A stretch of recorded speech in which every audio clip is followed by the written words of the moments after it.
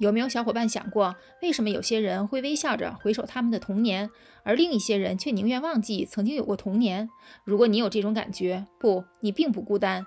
有这些想法并不是坏事，在创伤中的经历是真实且应当被认可的。我们保证这种纠结是真实的。这支影片就来说说童年创伤受害者的8个常见想法。1. 有一些严重的问题和我如影相随。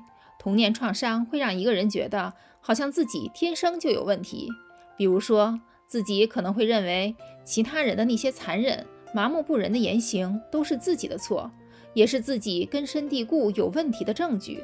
创伤压力杂志上的一项研究表明，这些感觉通常源于早期依附关系的中断，导致了一种持续的毫无价值的感觉。2. 我觉得好像每时每刻都会有坏事情发生。有小伙伴是这样的吗？常常觉得可怕的事情即将发生，有时这种感觉会变得非常强烈，就好像一部大片即将上映一样。比如在晚上出去散步、约会、面试或者家庭聚会之前，会发现自己过度担心可能出现问题，尽管没有理由这样认为。美国国家心理健康研究所对此的解释是，这种高度警惕是创伤后应激障碍的常见症状。3. 我情绪波动很大，完全不受控制。你的情绪可能会感觉像是一股真实的力量，从四面八方拉扯着你。比如和朋友的一个小分歧，可能就会引发出强烈的悲伤或愤怒，这感觉可能有点过头了。对情绪失调的研究表明，创伤会瓦解一个人有效管理情绪的能力，从而导致了这些极端反应。创伤会通过过度激活杏仁核来扰乱大脑调节情绪的能力，并削弱控制理性反应的前额皮质。这种不平衡会导致情绪的反应加剧，难以平静下来，而且情绪还可能会突然转变。4. 没有人可以信任。如果经历了涉及背叛的创伤性事件，往往会冷眼看人，留意他们的口袋里是否藏着背后捅人的刀子，可能很难信任别人，认为他们会让自己失望，很难相信伴侣或朋友是真心支持自己的，总是担心他们对自己有邪恶的计划，或者他们想要什么作为回报。依恋理论的研究表明，早期的背叛经历会导致长期的信任问题。大家觉得这支影片有帮助吗？欢迎在下面点赞、留言，在评论区表达你的想法。5. 我总是感到无能为力。如果有小伙伴经常觉得对自己的生活缺乏控制，这可能和过去的经历有关，这也被称为习得性无助，是创伤的常见迹象。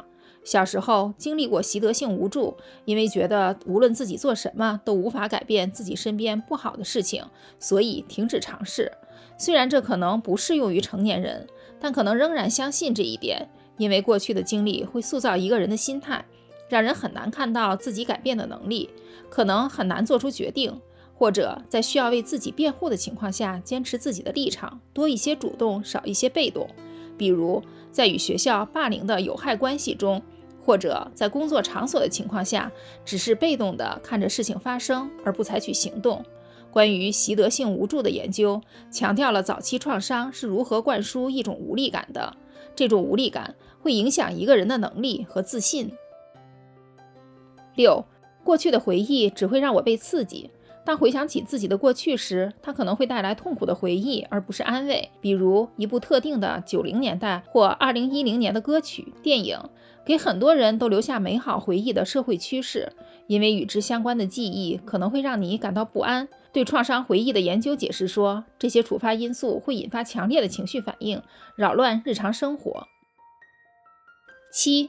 为什么每个人都占我便宜？也许有小伙伴感同身受，感觉就像自己在和不同的人重复同样的循环。这就是为什么探究这一切是如何开始，以及为什么在一个有毒的环境中长大，会让一个人以后容易受到操纵的原因。如果你的需求被认为不那么重要，尤其是当你为此感到羞耻时，可能已经学会了为了别人而压抑自己的感受。这种心态会让你对那些想利用你的人敞开大门。记住，你的需求和其他人的需求一样重要。请不要失去希望。当你从创伤中恢复过来，并认识到自己的价值时，你会更擅长分辨哪些人是真诚的，哪些人在操纵你。你新发现的自信会帮助你赶走那些想利用你的人。8. 我总觉得自己在装模作样。冒充者综合症可能会让一个人觉得总是在假装自己不是的别人，比如即使在工作或个人成就上取得了成功，可能会觉得别人迟早会发现自己并没有他们想象中那么能干，可能会觉得别人意识到你没有他们想象的那么有能力，只是时间问题，可能会发现自己很难接受或享受积极的结果，认为自己不配得到他们。对冒充者综合症的研究表明，童年创伤会加剧这种感觉，使自己的成就看起来不那么真实。如果有小伙伴对这些说法产生了共鸣，请记住，你并不孤单，治愈是可能的，它始于承认自己所经历的是真实和有效的。让我们在评论区继续这个话题。如果觉得这支影片有帮助或有见底，请分享给更多小伙伴，留言并订阅我们的频道，以看到更多关于重要话题的讨论。